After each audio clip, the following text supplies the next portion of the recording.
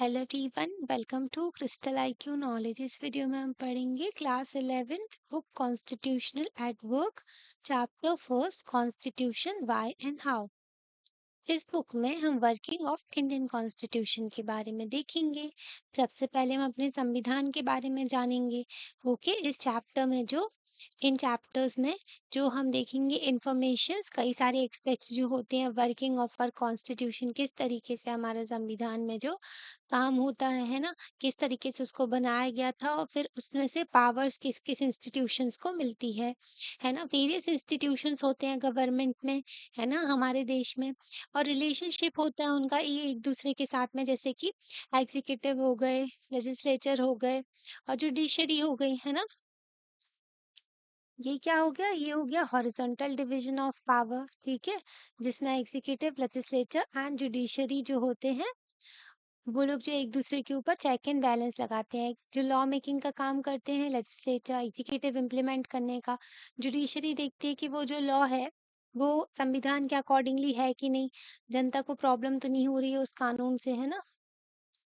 अगर वो जो है पब्लिक इंटरेस्ट के अगेंस्ट है, कॉन्स्टिट्यूशन के अगेंस्ट है ना, तो उस लॉ को नल एंड वॉइड कर दिया जाता है। और होता है वर्टिकल डिवीजन ऑफ पावर भी होता है, जैसे कि सेंट्रल गवर्नमेंट हो गई ऊपर, नेशनल गवर्नमेंट नीचे आती है स्टेट लेवल पे, फिर स्टेट गवर्नमेंट, फिर आती है लोकल सेल्फ गवर्नमेंट। तो इनके बीच में भी पावर डिवीजन होता है। तो इनकी पावर्स के बारे में भी हमारे संविधान में लिखा गया है ना। सबसे पहले अगर इलेक्शन, गवर्नमेंट एंड प्रेसिडेंट के, प्राइम मिनिस्टर के बारे में जानना तो ज़रूरी है, पर इससे पहले हमें जो देखना है क्या, कॉन्स्टिट्यूशन ऑफ इंडिया, क्योंकि कॉन्स्टिट्यूशन ऑफ इंडिया से ही इन सब चीज़ों का ओरिजिन होता है ना। हमारे संविधान में इलेक्शन के लिए भी सब कुछ लिखा गया है, गवर्नमेंट की पावर्स के बारे में, प्रेसिडेंट, प्राइम मिनिस्टर, हर चीज़ के बारे में दिया गया है। हम ना चैप्टर में देखेंगे कॉन्स्टिट्यूशन का मतलब क्या होता है, मीन्स कॉन्स्टिट्यूशन का मीनिंग, कॉन्स्टिट्यूशन क्या करता है हमारी सोसाइटी के लिए, how constitution govern and allocation of power in society, किस तरीके से जो पावर का डिवीजन होता है सोसाइटी में, है ना। जो पावर दी जाती है, संविधान देता है पावर, है ना। सेंट्रल गवर्नमेंट हो गई, स्टेट गवर्नमेंट हो गई, दोनों को पावर्स मिलती है कॉन्स्टिट्यूशन से।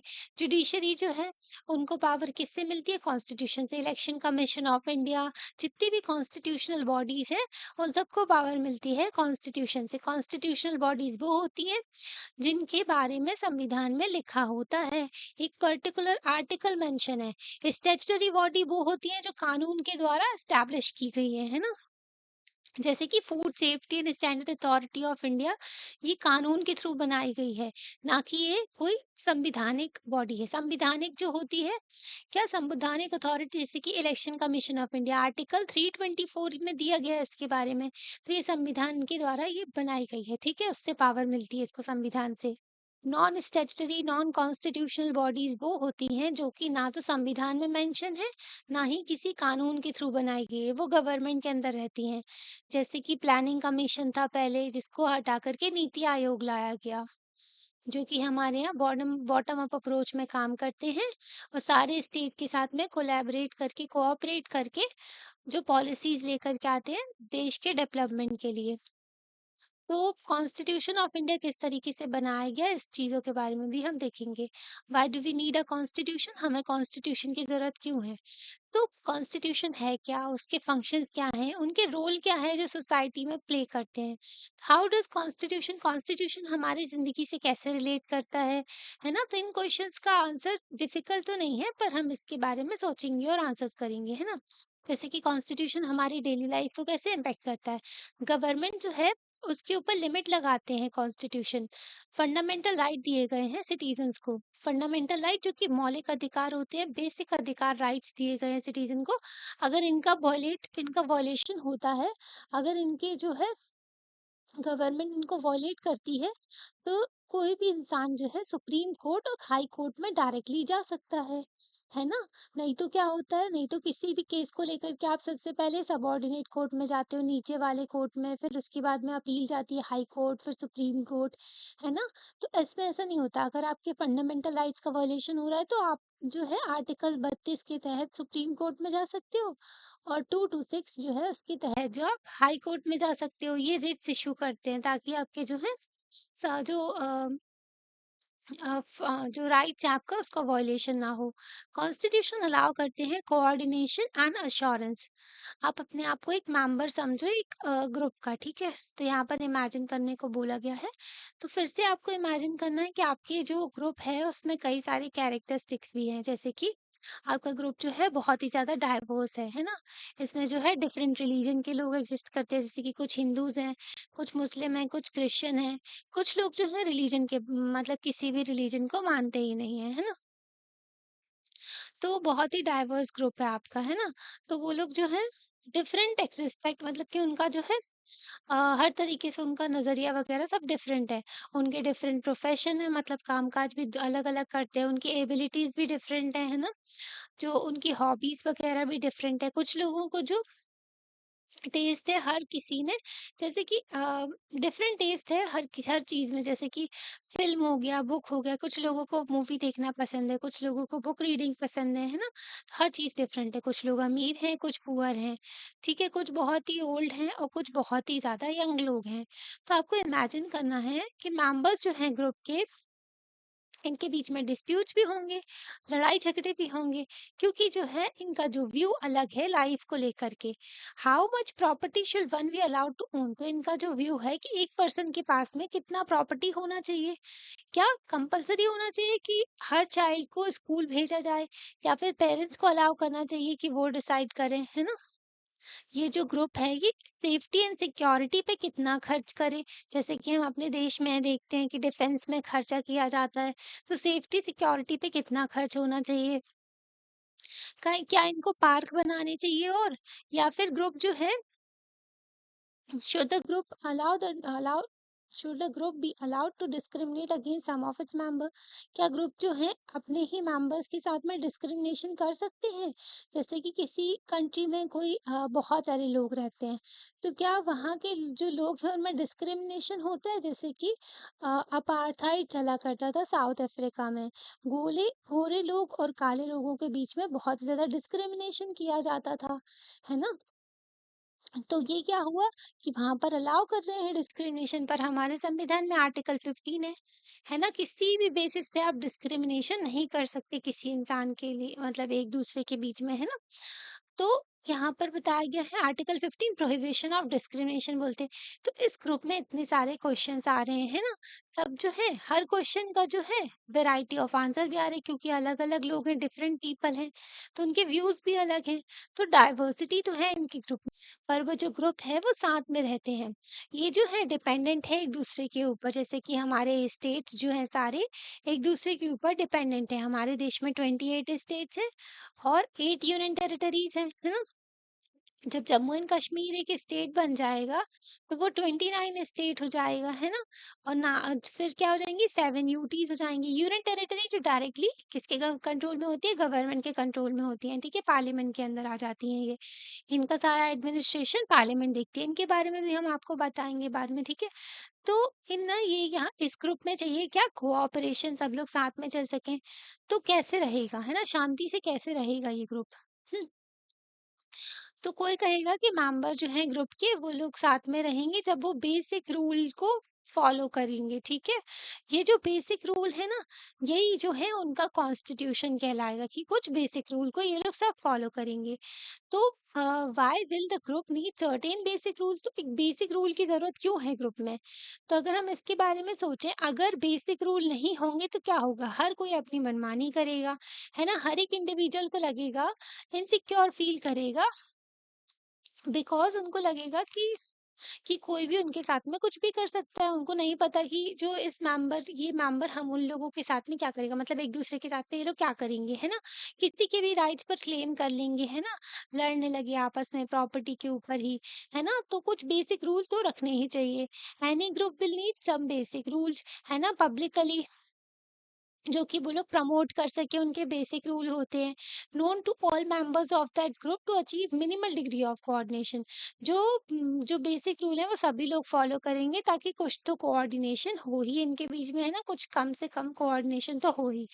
बट ये जो रूल्स हैं नॉट ओनली बी नोन, ऐसा नहीं है कि सिर्फ रूल्स को जानते हैं पर उनको फॉलो नहीं कर रहे हैं, उनको इन्फोर्स नहीं किया गया है, मतलब कि उनको जो है फोर्स में नहीं लाया गया है ना? बस किताबों में है वो रूल्स, है ना? तो ऐसा नहीं होना चाहिए। अगर सिटीज़न के पास में कोई एश्योरेंस ही नहीं रहेगा कि वो रूल्स को फॉलो करेंगे, है ना?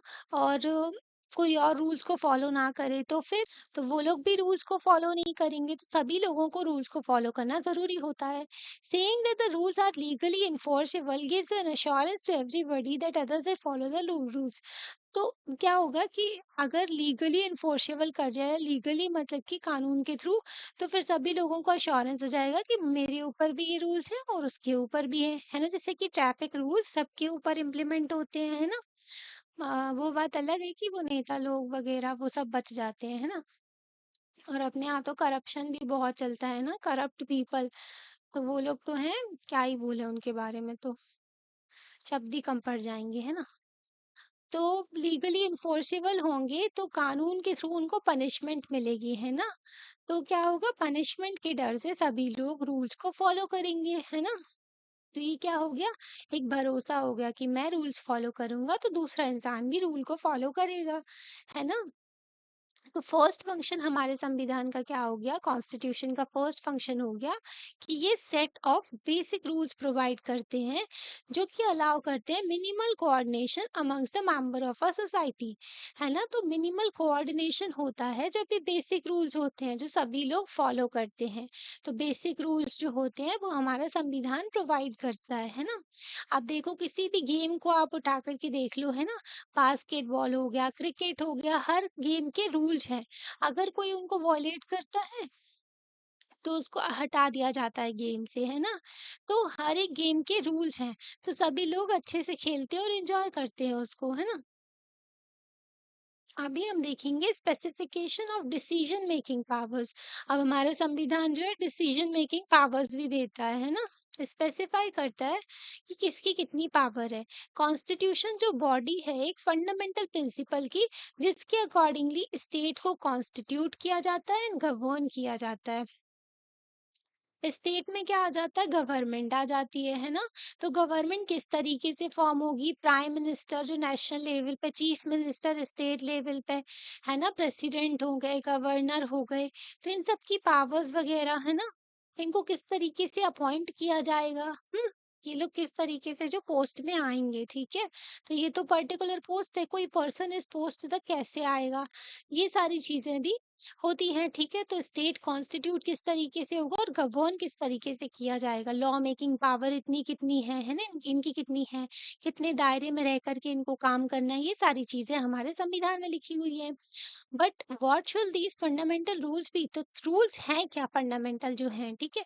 तो फंडामेंटल रूल्स मतलब कि एकदम बेसिक जो रूट लेवल पर हो जाते हैं ना, जो बहुत ही जरूरी है ना?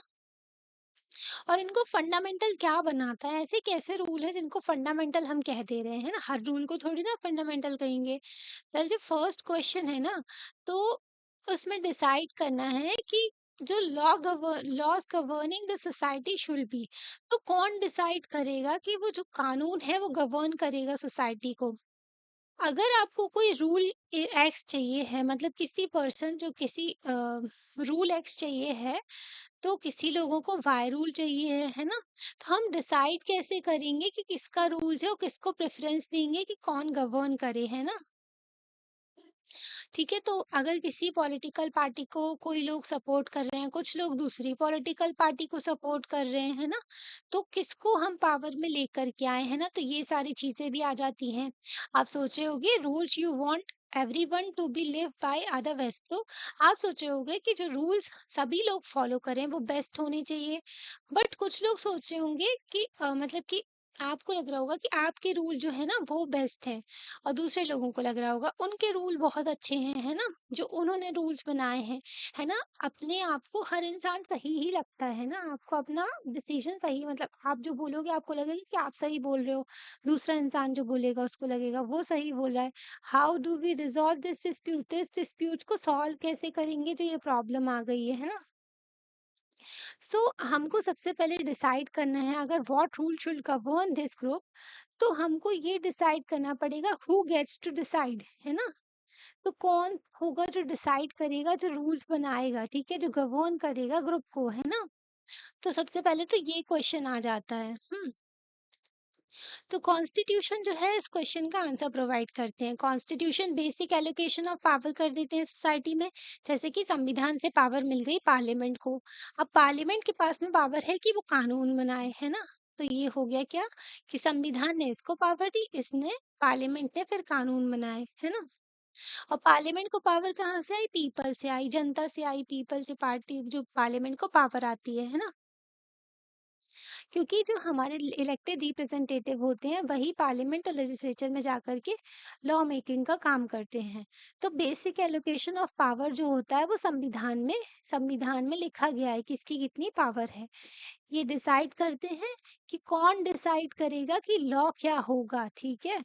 तो ये बेसिक एलोकेशन ऑफ पावर कर दी कि कॉन्स्टिट्यूशन ने दे दी पावर पार्लियामेंट को। अब पार्लियामेंट डिसाइड करेगी कि कानून क्या होगा, ठीक है?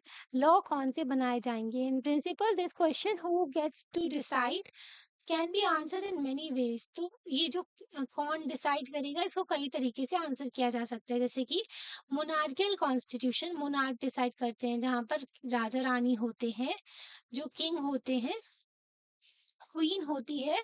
तो वो लोग डिसाइड करते हैं कि जो उनके देश में क्या चलेगा, है ना? तो ऐसा होता है जैसे कि पहले के टाइम पर होता था ऐसा कि किंग और क्वीन ही सबसे सुप्रीम होते थे।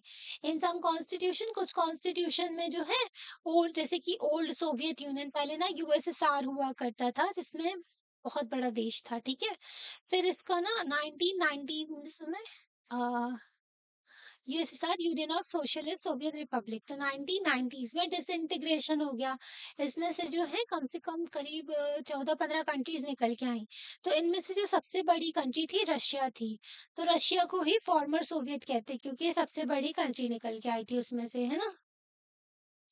तो सोवियत यूनियन में पहले क्या होता था, एक सिंगल पार्टी होती थी जिनके पास में सारी पावर होती थी, है ना? बट डेमोक्रेटिक कॉन्स्टिट्यूशन में अगर हम देखें तो जनता के पास में पावर है ना?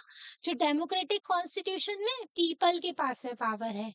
जनता जो है डिसाइड करती है कि उनके रिप्रेजेंटेटिव कौन होंगे। रिप्रेजेंटेटिव ही तो लॉ मेकिंग का काम करते हैं पार्लियामेंट और स्टेट लेजिस्लेचर में जाकर के, है ना? तो ये जो है मैटर इतना सिंपल तो नहीं है। क्योंकि अगर हम इस क्वेश्चन का आंसर करेंगे कि पीपल शुड डिसाइड, तो ये जो ना एक और क्वेश्चन आ जाएगा, मतलब कि इसको हम अच्छे से डिसाइड ही नहीं कर पाएंगे। क्योंकि पीपल किस तरीके से डिसाइड करेंगे? For something to be law everyone should agree to it. अगर हम किसी चीज पर लॉ बनाना चाहते हैं तो हर एक इंसान को उस पर एग्री करना पड़ेगा, है ना? कुछ पीपल जो है डायरेक्टली वोट करेंगे on each matter as the ancient Greek did. तो क्या जो लोग हैं वो डायरेक्टली वोट करेंगे? आज के टाइम पर तो ये पॉसिबल नहीं है ना। पहले तो कम पॉपुलेशन होती थी, आज के टाइम पर अगर देखो तो स्विट्जरलैंड में कम पॉपुलेशन है, तो वहां पर डायरेक्ट डेमोक्रेसी चल जाती है। पर आज के टाइम पर इनडायरेक्ट डेमोक्रेसी चलती है, जो कि रिप्रेजेंटेटिव फॉर्म ऑफ डेमोक्रेसी भी कहते हैं, है ना? रिप्रेजेंटेटिव के थ्रू जो चूज किए जाते हैं रिप्रेजेंटेटिव जो होते हैं उनको पावर दे देते हैं, फिर वो लोग क्या करते हैं? लॉ मेकिंग का काम करते हैं। एमपी एमएलए हो गया, एमपी मेंबर ऑफ पार्लियामेंट हो गए, MLA member of legislative assembly हो गए, यही काम करते हैं लॉ मेकिंग का, है ना? तो अब क्या पीपल जो है डायरेक्टली हर मैटर में डिसाइड करेंगे? और should the people express their preferences by elected representative, या फिर जनता जो है इलेक्ट करेगी अपने रिप्रेजेंटेटिव को? But if people act through representative, how should this representative be elected? अगर जनता जो है अपने रिप्रेजेंटेटिव को चुनती है, ठीक है, इलेक्शन हो रहे हैं उनके देश में, वो अपने रिप्रेजेंटेटिव को चुनेंगे ताकि रिप्रेजेंटेटिव जो है जाकर के लॉ मेकिंग का काम करें, है ना? देश को संभालें, है ना? तो इनको किस तरीके से, how many should be there, तो कितने होंगे रिप्रेजेंटेटिव, इनका किस तरीके से इलेक्शन होगा, ये वाली चीजें भी आ जाती हैं, है ना? इंडियन कॉन्स्टिट्यूशन का अगर हम एग्जांपल देखें तो it is specified that in most instance parliament can decide the laws and policy. हमारे संविधान में पावर दी गई है पार्लियामेंट को, ठीक है? तो पार्लियामेंट डिसाइड करती है लॉज एंड पॉलिसीज के बारे में। और पार्लियामेंट में बैठता कौन है? एमपी बैठते हैं, मेंबर ऑफ पार्लियामेंट, जिनको हम चुनते हैं, है ना? जनता चुनती है। Parliament itself organized in a particular manner. Before identifying what the law in any given society is, सबसे अगर आपको डिसाइड करना है, मतलब आइडेंटिफाई करने से पहले कि सोसाइटी में कौन सा लॉ होगा, आपको पहले आइडेंटिफाई करना पड़ेगा क्या किसके पास में अथॉरिटी है इनेक्ट करने की लॉ। ठीक है, कानून क्या होगा सोसाइटी में, इससे पहले क्या आ जाता है, किसके पास में पावर है उस कानून को बनाने की। पार्लियामेंट के पास में अथॉरिटी है कि वो इनेक्ट करे लॉ को, ठीक है, लॉ बनाए। There must be a law ना, मतलब वो लॉ होगा जो कि अथॉरिटी दिया है पार्लियामेंट को इन फर्स्ट प्लेस। सबसे पहले ऐसा कोई कानून होगा, ठीक है, ऐसा लॉ होगा जो कि पार्लियामेंट को अथॉरिटी दी है कि पार्लियामेंट कानून बना सकती है ना। तो संविधान में लिखा गया है कि पार्लियामेंट कानून बना सकती है ना। This is a function of the constitution. तो ये भी एक फंक्शन है संविधान का। It is authority, it is an authority that constitute government in first place. तो सबसे पहले तो हमारा संविधान जो है गवर्नमेंट के बारे में बात करती है, गवर्नमेंट किस तरीके से कॉन्स्टिट्यूट की जाएगी, है ना। सेकंड फंक्शन क्या हो गया हमारे संविधान का, तो हमारा संविधान स्पेसिफाई करते हैं कि who has the power to make decisions in a society. किसके पास में पावर है कि वो डिसीजन लेंगे सोसाइटी के। जैसे कि संविधान ने दे दी पावर पार्लियामेंट को कि पार्लियामेंट डिसीजन लेगी सोसाइटी में, है ना। अब पार्लियामेंट जो है कानून बनाएगी, ठीक है, सोसाइटी के लिए। इट डिसाइड्स, तो जो कॉन्स्टिट्यूशन है डिसाइड करते हैं गवर्नमेंट किस तरीके से कॉन्स्टिट्यूट की जाएगी।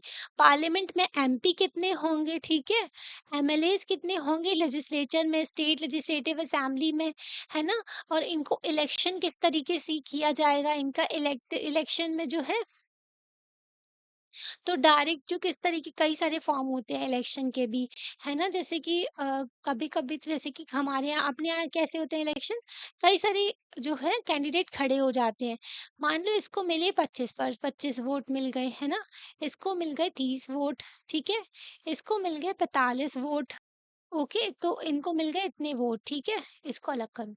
तो जिसके पास सबसे ज़्यादा वोट होते हैं वो जीत जाता है। जैसे कि 45 वाला जीत जाएगा। 45 वाला बाकी के 100 लोगों को रिप्रेज़ेंट कर रहा है ना?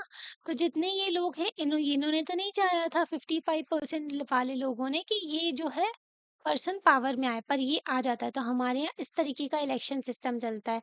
पर कई कंट्रीज़ में क्या होता है कि जो अब ना ये 25% वाले को अलग कर देंगे और फिर जो 45 और 30% वाले इनके फिर से इलेक्शन कंडक्ट करवाएँगे, जिसके सबसे ज़्यादा वोट होंगे फिर वो जीतता है ना? तो ऐसा भी होता है। तो किस तरीके से जो इलेक्शन वगैरह होंगे और गवर्नमेंट कॉन्स्टिट्यूट की जाएगी, ये सब लिखा है संविधान में। Limits on the power of the government, तो गवर्नमेंट की पावर पे लिमिट भी लगाता है हमारा संविधान। तो इतना तो, है ना। सपोज़ अगर आप डिसाइड करना हो who has the authority to make the decision, ठीक है। सपोज यू डिसाइडेड, आपने डिसाइड कर लिया कि किसके पास में अथॉरिटी है कि वो डिसीजन लेंगे। But this authority pass law that you, मतलब आपको लगता है कि वो बहुत ही अनफेयर लॉ बना रहे हैं, गलत कानून बना रहे हैं, ठीक है। आपने अथॉरिटी दे दी किसी पर्सन को। ऐसे ही तो हुआ था जर्मनी में। हिटलर कैसे आया पावर में, डेमोक्रेसी के थ्रू आया था, है ना। मतलब कि वहाँ पे जनता ने इलेक्ट किया था हिटलर को, उनको लगा कि अच्छा लीडर है, ये हमारे लिए काम करेगा, देश को आगे लेकर के चलेगा। पर वो तो उल्टा ही निकल गया, है ना। वो तो बहुत ही ज़्यादा डिस्क्रिमिनेशन करने लगा लोगों के साथ में, है ना। और फिर मारने भी लगा बहुत सारे लोगों को, है ना। तो ना, it prohibits you from practicing your religion. For instance अगर एग्जांपल लो कि गवर्नमेंट ऐसा कानून बनाने लगी अथॉरिटी कि जो आपको आपका रिलीजन ही प्रैक्टिस करने ना दे, है ना। आपको जो है अपनी मर्जी के आप कलर नहीं, मतलब क्लोथ्स ना पहन सको, है ना। तो कलर पे भी बैन लगा दी। जैसे कि किम जोंग उन है, जो क्या किम जोंग उन जो कि नॉर्थ कोरिया का लीडर है। तो वो अपनी मर्जी से, नॉर्थ कोरिया का जो लीडर है ये ना अपनी मर्जी से सब कुछ करवाता है। अगर इसको अपना ही हेयर कट बोल देगा सबको करने के लिए कि मेरे जैसे बाल ही होने चाहिए सबके, ठीक है? तो सभी लोगों को उसके जैसे ही बाल ही रखने पड़ेंगे, है ना? तो किम जोंग उन इस तरीके का लीडर है ना? तो वहाँ पर ये होता है। जैसे कि यहाँ पर बताया ना कि कुछ पर्टिकुलर क्लॉथ के जो कलर के आप क्लॉथ नहीं पहन सकते, है ना? आप कोई गाना नहीं गा सकते सर्टेन सॉन्ग, है ना? और जो होता है और किसी पर्टिकुलर कास्ट ग्रुप से जो बिलोंग करते हैं, जो उस कास्ट और रिलीजन से पीपल आते हैं, उनको सर्व करना पड़ेगा, उनको काम करना पड़ेगा दूसरे वालों को, और आप प्रॉपर्टी नहीं रख सकते, है ना? तो ऐसे रूल्स बना दे। और दैट गवर्नमेंट, और वो गवर्नमेंट जो है किसी को भी अपने मनमाने ढंग से अरेस्ट कर ले, जैसे कि अंग्रेज किया करते थे ना। तो वो लोग, रॉलेट एक्ट आया था ना 1990 में, आपने पढ़ा होगा, है ना? नहीं पढ़ा होगा तो हिस्ट्री में पढ़ाएंगे। रॉलेट एक्ट आया था। तो रॉलेट एक्ट में ना 1990 में पावर थी, अंग्रेजों को दी गई थी पावर, वो किसी को भी अरेस्ट कर सकते थे। इसके खिलाफ प्रोटेस्ट कर रहे थे लोग, है ना? तो फिर जलियांवाला बाग मैसेकर हुआ था, अंग्रेजों ने इतने सारे लोगों को मार दिया था, है ना, गोलियां चला करके। तो अरेस्ट कर सकते हैं आर्बिट्ररी, किसी को भी अपने मनमाने ढंग से अरेस्ट कर सकते हैं। और कुछ पीपल जो किसी स्किन कलर से बिलोंग करते हैं, उनको बस पानी भरने का अधिकार है एक कुएं से, है ना? और किसी को नहीं है। तो आपको लगेगा ये कानून तो बहुत ही ज़्यादा अनजस्ट है, अनफेयर है, बहुत ही गलत कानून बनाए हैं। एंड जो ये जो कानून है ना, जो गवर्नमेंट ने बनाए हैं, भले ही ये गवर्नमेंट ने बनाए हैं, ये बेस्ड है क्या, कुछ प्रोसीजर के थ्रू फॉलो किए बनाए गए हैं, पर ये अनजस्ट है। About the government enacting these laws, ठीक है? तो ये कानून ढंग से नहीं बनाए गए हैं। सो थर्ड हमारा जो फंक्शन आ जाता है हमारे संविधान का, is to set the limits on the what government can impose on citizen. तो सिटीजन के ऊपर क्या इम्पोज कर सकती है, इसके लिए भी लिमिट लगाई है गवर्नमेंट के ऊपर संविधान ने, कि गवर्नमेंट अपनी मनमानी ना करे, है ना? गवर्नमेंट में कोई सरफिरा इंसान आ गया, वो अपनी मनमानी करने लगा, तो फिर, तो ये जो लिमिट है फंडामेंटल है, इन दी सेंस दैट गवर्नमेंट में नेवर ट्रेसपास देम। तो इन जो फंडामेंटल जो ये बनाए गए हैं लिमिट्स, जिसको गवर्नमेंट जो है अपने दायरे में रह करके काम करना है, इसको मतलब कि अपने जो बाहर जाकर के ऐसे काम नहीं करना है ना, अपने दायरे से बाहर जाकर के ये काम नहीं कर सकते।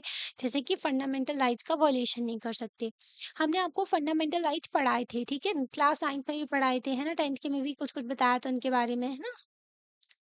तो फंडामेंटल राइट्स ना, जैसे कि आपका अगर बताएं तो आर्टिकल 15 में डिस्क्रिमिनेशन नहीं कर सकते, 19 में फ्रीडम होता है ना, freedom of speech and expression, assemble peacefully without arms, है ना, पीसफुली आप असेंबल हो सकते हो कहीं पे भी प्रोटेस्ट के लिए, पर बिना आर्म्स के लिए, हथियारों के बिना, ठीक है। 21 अगर देखें तो right to life with dignity, right to privacy हो गया, है ना, ये फंडामेंटल राइट है। Right to pollution free environment, right against climate change, अभी रिसेंटली सुप्रीम कोर्ट का जजमेंट आया, राइट अगेंस्ट क्लाइमेट चेंज भी है ना? क्योंकि क्लाइमेट चेंज का भी बहुत ही नेगेटिव इम्पैक्ट हो रहा है हर एक सिटीजन के ऊपर, हर एक इंसान के ऊपर एक्चुअली, है ना? तो ये जो फंडामेंटल राइट्स है क्या करते हैं, लिमिट लगाते हैं गवर्नमेंट के ऊपर। कॉन्स्टिट्यूशन लिमिट करते हैं पावर ऑफ द गवर्नमेंट कई तरीकों से, है ना, संविधान जो है कई तरीकों से लिमिट लगाते हैं पावर जो है गवर्नमेंट की उसके ऊपर। मोस्ट कॉमन वे, बहुत ही कॉमन जो देखा जाता है, लिमिट किस तरीके से लगाई जाती है गवर्नमेंट के ऊपर, स्पेसिफाई कर देते हैं सर्टेन फंडामेंटल राइट्स जो हमने आपको बताए ना, जो सब हर एक सिटीजन के पास में होते हैं, जिसको गवर्नमेंट जो है वॉलेट नहीं कर सकती, जिसको गवर्नमेंट जो है किसी भी तरीके से वॉलेट नहीं कर सकती, खत्म नहीं कर सकती, है ना, उनको जो है पाल उसको फॉलो करना ही पड़ेगा गवर्नमेंट को। The extent exact content and interpretation of these rights vary from constitution to constitution. तो इनका ना एग्जैक्ट कंटेंट हो गया, जो फंडामेंटल राइट कौन से होंगे, है ना, तो ये वेरी करता है कॉन्स्टिट्यूशन से कॉन्स्टिट्यूशन। जैसे कि यूएस में बिल ऑफ राइट कहते हैं फंडामेंटल राइट्स को, ठीक है, बिल ऑफ राइट्स कहते हैं। तो वहां पर अलग फंडामेंटल राइट दिए गए हैं, साउथ अफ्रीका में अलग फंडामेंटल राइट्स दिए गए हैं, हमारे यहाँ अलग फंडामेंटल राइट्स दिए गए हैं, ठीक है। पर बेसिक चीजें थोड़ी थोड़ी कॉमन ही होती है।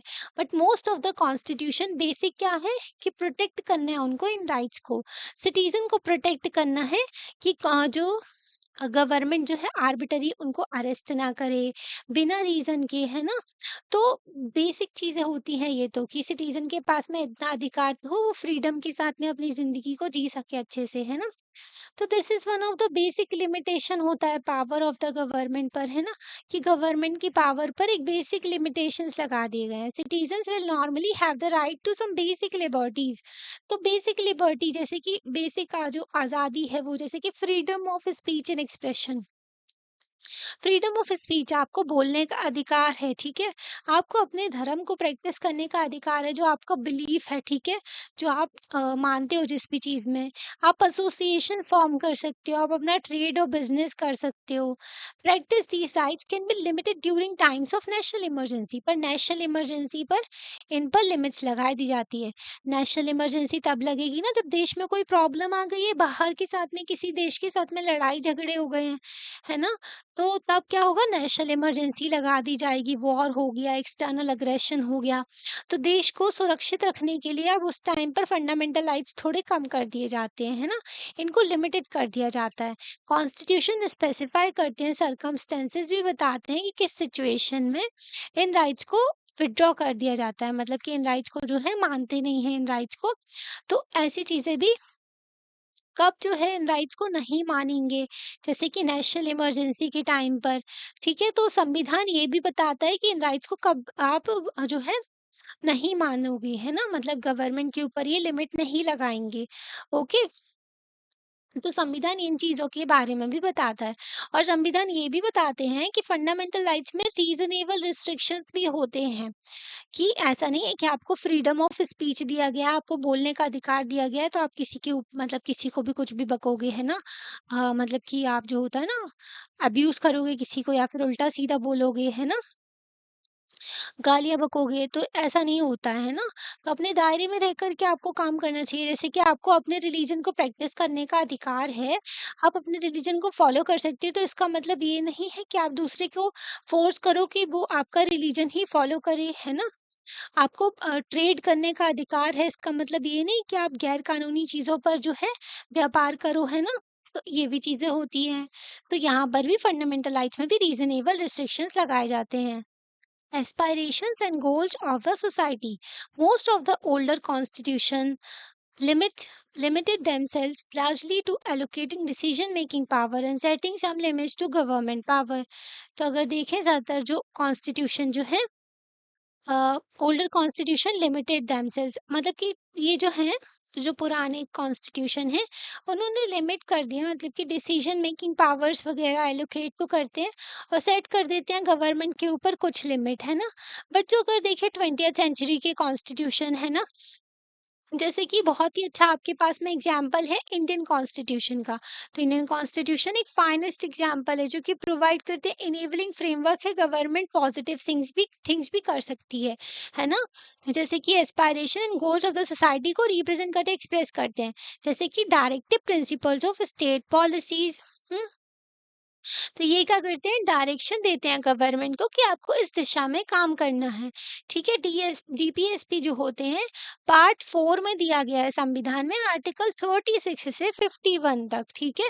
तो किस तरीके से जो काम करना है, जैसे कि 39 में दिया गया है, 39 के डी वाले प्रोविजन में दिया गया है कि equal pay for equal work for main and women, मतलब कि आज भी ना एक ही सेम काम को करने पर एक आदमी को ज़्यादा पेमेंट मिलती है और एक औरत को कम मिलती है। तो आपको इस डिस्क्रिमिनेशन को ख़त्म करना है और सभी लोगों को इक्वल पे मिले। आर्टिकल 47 में दिया गया है कि इंटॉक्सिकेटिंग ड्रिंक्स एंड ड्रग्स जो हैं, बहुत ही जो नशीले पदार्थ हैं, उन सबको जो है ख़त्म करना है, ठीक है? प्रोहिबिट करना है, मतलब कि और न्यूट्रिशनल डाइट को प्रमोट करना है ना? अ, ऐसे ना दिया गया है। आर्टिकल 40 में दिया गया है पंचायत के बारे में कि पंचायत का प्रमोशन करना है। तो कुछ पॉजिटिव रोल्स भी दिए गए हैं। इंडियन कॉन्स्टिट्यूशन बहुत ही ज़्यादा इनोवेटिव है इस रिस्पेक्ट में अगर देखें तो, है ना? हमारे संविधान को बनाने में बहुत टाइम भी लग गया था, है ना? तो हमारा संविधान बहुत ज़्यादा इनोवेटिव भी है, ठीक है? सोसाइटीज़ जो हैं इसमें बहुत ही ज़्यादा इनइक्वालिटीज़ हैं, वेरियस कई तरीके की इनइक्वालिटी है ना? सोसाइटी में। तो ये जो क्या करती है ना? तो हमारे संविधान ने क्या किया कि लिमिट तो लगाई गवर्नमेंट के ऊपर कि गवर्नमेंट अपने मनमाने तरीके से किसी इंसान के साथ में गलत ना करे। पर गवर्नमेंट ने एनेबल किया और एम्पावर भी किया किसको, जो गवर्नमेंट को, सॉरी, जो कॉन्स्टिट्यूशन ने एम्पावर भी किया, पावर भी दी गवर्नमेंट को कि वो पॉजिटिव मेजर्स लें, है ना? और ओवरकम करें इनइक्वालिटीज को और डिप्रिवेशन को, है ना? तो इनइक्वालिटीज को कम करना है, ये भी डीपीएसपी का प्रोविजन है ना? कंसंट्रेशन ऑफ वेल्थ नहीं होनी चाहिए, मतलब कि एक इंसान खूब सारे जो है वेल्थ लेकर के बैठा हुआ है और एक इंसान बहुत ही ज़्यादा पुअर है। तो ऐसी भी सिचुएशन नहीं होनी चाहिए। तो इनइक्वालिटीज़ को कम करना है, अमीरी-गरीबी के जो गैप को कम करना है ना? तो कई सारे प्रोविज़न जो है पॉज़िटिव दिए गए हैं, जो गवर्नमेंट का रोल डिफ़ाइन करते हैं, है ना? फॉर एग्जाम्पल इंडिया का ही, जैसे कि इंडिया में ना कास्ट डिस्क्रिमिनेशन बहुत ही ज़्यादा होता है। तो इंडिया में एस्पायर करते हैं कि सोसाइटी में जो है कास्ट जो है डिस्क्रिमिनेशन ना हो, ठीक है, भेदभाव ना हो। जेंडर इनइक्वालिटी भी बहुत ही ज़्यादा है ना। जेंडर इनइक्वालिटी की वजह से जो है बहुत ही ज़्यादा जो भेदभाव होता है महिला और पुरुष के ऊपर, बचपन से ही दोनों बच्चों के बीच में भेदभाव करते हैं। पहले तो ये लड़की को पैदा भी नहीं होने देते हैं ना, फीमेल इन्फेंटिसाइड कर दिया जाता है, उसको मार दिया जाता है कि पता है कि लड़की है। सन प्रेफ़रेंस देखते हैं माँ-बाप, है ना? लड़कों को बहुत ही ज़्यादा प्रेफ़रेंस देते हैं हर एक चीज़ में, है ना? एजुकेशन में, हेल्थ में, हर चीज़ में। और फिर लड़कियों के साथ में भेदभाव होता है, तो उसको भी खत्म करना है। सोसाइटी जो है, हमारी सोसाइटी एस्पायरेशन करती है कि गवर्नमेंट जो है इनेबल एंड एम्पावर करे, हर एक नेसेसरी स्टेप ले ताकि इस गोल को अचीव कर सके, है ना? तो इस तरीके से काम चलता है। साउथ अफ्रीका का एग्जाम्पल देखें तो उसमें ना बहुत ज़्यादा हिस्ट्री है डिस्क्रिमिनेशन की, जैसे कि हमने आपको बताया था अपार्थाइड मूवमेंट था वहाँ पर, चला था, जो भेदभाव होता था वहाँ पर बहुत ज़्यादा गोरे और काले लोगों के बीच में, है ना? ये अंग्रेज़ों ने अपने आप को सुपीरियर दिखाने के लिए, है ना? कि गोरे लोग ही सुपीरियर होते हैं, है ना? तो इस तरीके का माइंडसेट डेवलप कर लिया है ना? आज भी देखो तो इसके बेसिस पे भेदभाव होने लगता है लोगों के साथ में। हुँ। तो जो साउथ अफ्रीका का न्यू कॉन्स्टिट्यूशन था, तो गवर्नमेंट को एक एम दिया गया कि आपको एंड करना है क्या? रेशियल डिस्क्रिमिनेशन खत्म करना है, ठीक है? मोर पॉजिटिवली अ कॉन्स्टिट्यूशन में enshrine the aspirations of society. तो जनता क्या चाहती है, सोसाइटी क्या चाहती है, सोसाइटी मतलब सॉरी जो मतलब कि हमारी एक आइडियल सोसाइटी, हमारे एस्पिरेशंस क्या होंगी, ठीक है? बिना डिस्क्रिमिनेशन की, इनइक्वालिटी ना हो, तो इस तरीके की हमारी सोसाइटी होनी चाहिए। तो संविधान इसको फुलफिल करने के लिए जो है कई तरीके से जो है पावर देते हैं गवर्नमेंट को, है ना? तो कॉन्स्टिट्यूशन में एस्पायरेशंस दिखते हैं कि किस तरीके से हमको लेकर के चलना है अपने देश को, है ना? जैसे कि प्रिएम्बल जो है संविधान का, इसमें आपको पता चल जाएगा कि हमारे संविधान में क्या दिया गया है ना? तो प्रिएम्बल इंट्रोडक्टरी जो डॉक्यूमेंट हो जाता है, इंट्रोडक्शन भी हो गया कॉन्स्टिट्यूशन का, प्रीफेस ऑफ द कॉन्स्टिट्यूशन भी कह देते हैं इसको, है ना? ठीक है, समरी ऑफ द कॉन्स्टिट्यूशन भी कह देते हैं। तो प्रिएम्बल में क्या बताया, इक्वालिटी होना चाहिए, जस्टिस होना चाहिए, लिबर्टी होना चाहिए, है ना? तो कई सारी चीज़ों के बारे में लिखा गया है, तो हमारी सोसाइटी में ये सब होना चाहिए, है ना? जैसे कि हमारे यहाँ जो संविधान बनाने वाले फ्रेमर्स जो थे हमारे संविधान के, तो उन्होंने एग्ज़ाम्पल देखें तो that each individual in society should have all that is necessary for them to lead life of minimal dignity and social respect. Minimum material wellbeing education etcetera. तो ना हमारे संविधान बनाने वाले इतना तो जानते थे कि हर एक इंडिविजुअल सोसाइटी में है, तो उनके पास में डिग्निटी के साथ में वो रहे, है ना? उनके पास में सेल्फ रिस्पेक्ट हो, ठीक है, social self respect, minimum material wellbeing तो हो ही, जैसे कि एजुकेशन हो, फूड हो, हेल्थ की सर्विसेज हो। तो ये तो बेसिक चीजें हो गई ना। रोटी कपड़ा मकान, और जो हेल्थ और एजुकेशन तो बहुत ही इंपॉर्टेंट है ना? तो ये चीजें लोगों को पास में होनी चाहिए। तो ये हमारे संविधान बनाने वाले डीपीएसपी में ये डाला गया है ना, ठीक है?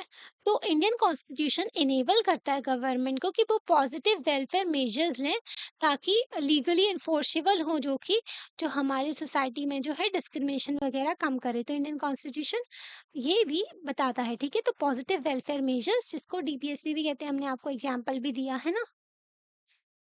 तो हम ना इसके बारे में as we As we go on studying the Indian Constitution, we shall find such enabling, जैसे जैसे हम संविधान के बारे में पढ़ेंगे ना, तो हमको और भी प्रोविजन के बारे में जानने मिलेगा। जैसे कि प्रिएम्बल हो गया हमारे संविधान का, प्रोविजन हो गए जो कि फंडामेंटल राइट्स में पाए जाते हैं, है ना?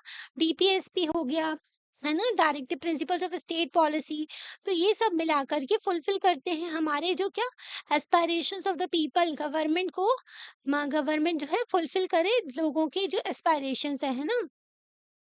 तो ये सब मिलाकर के एक आइडियल चीज़ बनाने की बात करते हैं ना, मतलब कि जो प्रॉपर मतलब जैसे कि जस्टिस होना चाहिए, इक्वालिटी होना चाहिए, लिबर्टी होना चाहिए, ठीक है, वेलफेयर मेजर लेना चाहिए, है ना? डीपीएसपी में मैटरनिटी बेनिफिट के बारे में भी बात करते हैं, है ना? तो ये सारी चीज़ें जो हैं हमारे सोसाइटी को अच्छी बनाएँगी, है ना? अच्छी लाइफ़ इम्प्रूव करेंगी जनता की, तो इन सब चीज़ों के बारे में बात की गई है ना? 4th फंक्शन क्या हो गया हमारे संविधान का कि इनेबल करते हैं गवर्नमेंट को कि गवर्नमेंट जो है फुलफ़िल करे aspirations of a society and ऐसी कंडीशन क्रिएट करे कि हमारी सोसाइटी जस्ट सोसाइटी हो, है ना? जहाँ पर हर एक इंसान जो है उसके पास में जस्टिस मिले उसको, है ना? जिन इक्वली उनको ट्रीट किया जाए, उनके साथ में डिस्क्रिमिनेशन ना हो, ठीक है? भेदभाव ना हो। ओके, तो ये हो गया। अब enabling provisions of the constitution, constitution सिर्फ रूल्स और रेगुलेशन के बारे में नहीं बताते हैं, जो कंट्रोल करते हैं controlling the powers of the government, ठीक है? रूल्स एंड रेगुलेशंस तो बताते ही हैं, पर इसके साथ-साथ गवर्नमेंट को पावर भी देते हैं कि वो कलेक्टिव गुड मतलब सोसाइटी के गुड के बारे में बात कर सके, अच्छे के बारे में बात कर सके। जैसे कि कॉन्स्टिट्यूशन है साउथ अफ्रीका का, ये कई सारी रिस्पॉन्सिबिलिटी देते हैं गवर्नमेंट को। जैसे कि गवर्नमेंट को ऐसे मेजर लेने हैं कि जो प्रमोट करे क्या कंजर्वेशन ऑफ नेचर, है ना? नेचर के बारे में लेकर के चले। हमारे संविधान में भी ये है, ठीक है? आर्टिकल जो है 48 ए जो है, ये जो है नेचर की कंजर्वेशन के बारे में बात करते हैं, है ना? फंडामेंटल ड्यूटी भी है हर एक सिटीजन की कि वो इम्प्रूव करे अपने नेचर को, ठीक है? नेचर मतलब कि एनवायरनमेंट को, फ्लोरा एंड फौना को, इन सबको प्रोटेक्ट करें, है ना? तो कंजर्वेशन ऑफ नेचर के बारे में एफर्ट्स लेकर के चलें ताकि पर्सन और ग्रुप जो है उनके साथ में अनफेयर डिस्क्रिमिनेशन ना हो। प्रोवाइड करते हैं गवर्नमेंट को कि वो प्रोग्रेसिवली इंश्योर करे कि सभी लोगों के पास में घर हो, ठीक है? हेल्थ केयर हो। तो ये तो बेसिक चीज़ें हैं जो कि साउथ अफ्रीका के कॉन्स्टिट्यूशन में दिया गया है कि गवर्नमेंट को ये सब करना है, ठीक है? इंडोनेशिया में देखें तो गवर्नमेंट जो enjoying to establish and conduct national education system. Indonesia में गवर्नमेंट जो है क्या करे, एक नेशनल एजुकेशन सिस्टम एस्टैब्लिश करे, है ना? वहाँ पर एजुकेशन तो हर एक गवर्नमेंट को एजुकेशन पे फोकस देना ही चाहिए। इंडोनेशियन कॉन्स्टिट्यूशन इंश्योर करते हैं कि पुअर एंड डेस्टिट्यूट चिल्ड्रन जो हैं उनके बारे में देखभाल करे गवर्नमेंट, जो गरीब बच्चे हैं जिनके माँ बाप नहीं है, है ना? तो उन बच्चों के बारे में भी सोचे गवर्नमेंट, है ना? तो ये सारी चीजें इंडोनेशिया के कॉन्स्टिट्यूशन में दी गई है। अब आगे का चैप्टर ना हम नेक्स्ट पार्ट में पढ़ेंगे, ओके? तो आपको कैसा लगता है वीडियो, आप लाइक करके बता सकते हो, चैनल को सब्सक्राइब भी कर सकते हो और अपने फ्रेंड्स के साथ में शेयर भी कर सकते हो। Thank you.